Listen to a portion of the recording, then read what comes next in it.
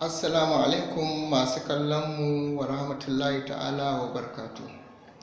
Wasu ne suke aiko da tambaya daga cikin masu kallonmu, suke tambaya ta wai dan Allah menene tarihin Rabilu Musa Ibro ɗan Lasan.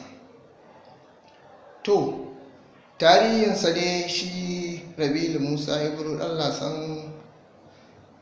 duniya ta san shi.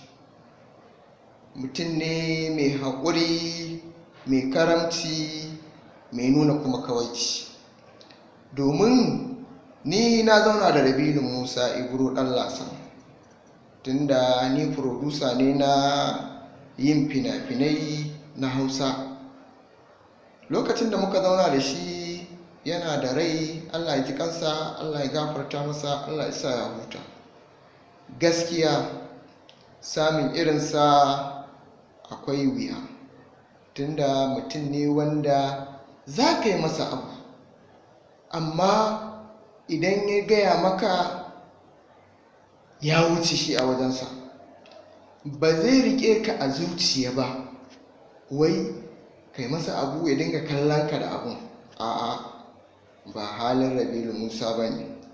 Halayyarsa in kai masa abu, to in Allah ya yarda ba zai ɓoye maka ba. In ka zo gabansa zai ce wane ya kace kaza, ko kuma wane ya kai mun kaza.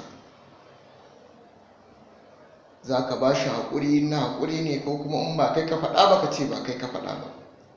Bai iya munafunci ba a rayuwarsa.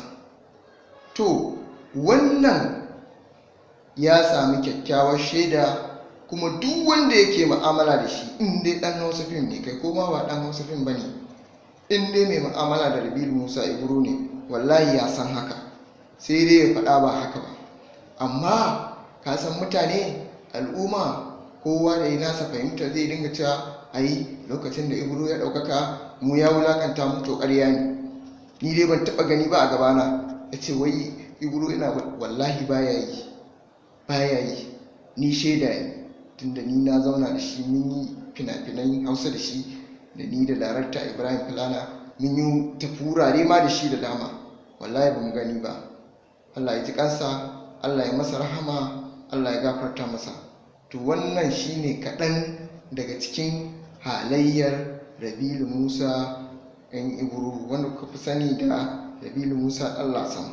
To shine nan gaba kuma zan ci gaba da kawo muku ɗabi'unsa da halayyarsa, in dai kuka ci gaba da bin mu kuna kallon mu, in Allah ya yarda. Ni ne naku Nasiru Alhaji Isa, mai kamfanin Sadinas TV. Na gode.